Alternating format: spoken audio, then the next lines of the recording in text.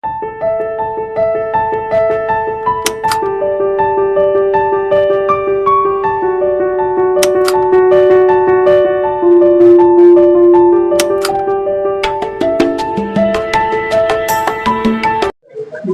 ডাব্বা কাকা, ডাব্বা কাকার নামটার মধ্যে একটা বেশ অন্যরকম ব্যাপার। সেখানে সোহিনীর পোস্টারের সামনে নিশ্চয়ই কিছুটা ব্যাপার আছে, সেই ব্যাপারটা খোলসা করা যাবে এখন?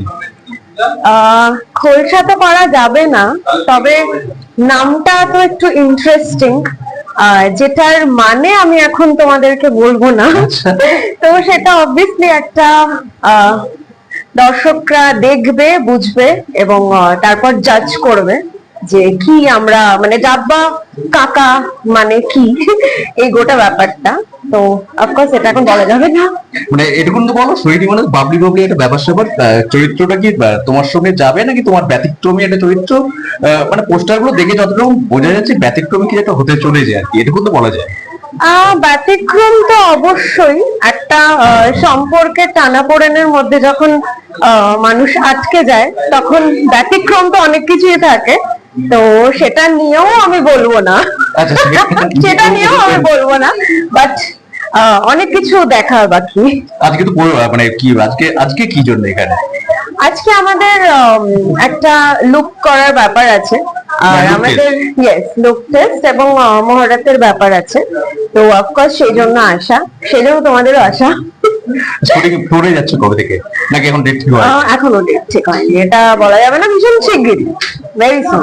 তোমার জন্য অনেকক্ষণ ধরে ওয়েট করছে, একদম তুমি একদম ল্যান্ড করলে আর কি। না, এটা কে বললো তোমাকে? একদমই না, এসব ইনফরমেশন কে দিল তোমাকে? ভুল ইনফরমেশন, ভুল ইনফরমেশন, একদম ভুল ইনফরমেশন। তাহলে এত দেরি কেন? রাস্তায় লেট হয়ে গেছে, জিম ক্লাস টুডে।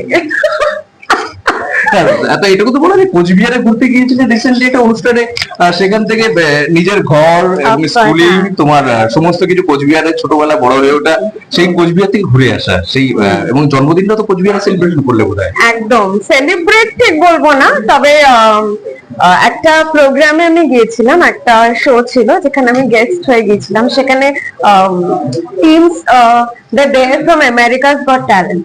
তো অফকোর্স এমন একটা হলে যেখানে আমি ছোটবেলা থেকে বিভিন্ন প্রোগ্রাম করেছি, তো সেখানে গেস্ট হয়ে যাওয়াও একটা আমার কাছে একটা নস্টালজিক ব্যাপার এবং খুবই খুবই ভালো ব্যাপার। তো অফকোর্স আমি সেখানে গিয়েছি এবং আমার হোম টাউনে আমি যতবার যেতে পারি এইসব প্রোগ্রামস নিয়ে ততবার খুব ভালো লাগে আমার। তো এগুলো আমি মিস করি না। ওই জন্য কোচবিহারের দল এখন কতটা বড় হয়েছে মানে কোচবিহার মাপাকির কাছে? একদমই না, একদমই না। এখনো গেলে আমাকে বিভিন্ন বাড়িতে একবেলা করে খেতে হয়, তো আমি নিজের বাড়িতে আর থাকতে পারি না।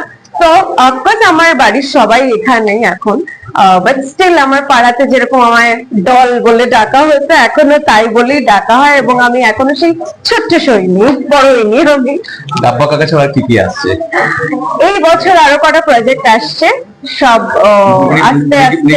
শুটিং চলছে কোথায়? শুটিং শেষ হয়ে গেছে। ওটাই ঋত্বিকদের অপোজিটে যেরকম ছিল সেইটাই কন্টিনিউয়েশন, বাট এবার আরো অনেক গভীরে ঢুকে কন্টিনিউয়েশন রয়েছে। মানে আমি শিকার না শিকারী সেটা দেখাবার। সেটাও রহস্য। আর যে ফলোয়ার্স, তোমার ফলোয়ার্স অসম্ভব মানুষ ছিল, ভালো লেগেছিল তোমার মানে ওয়েব সিরিজে কি আসছে আর কিছু?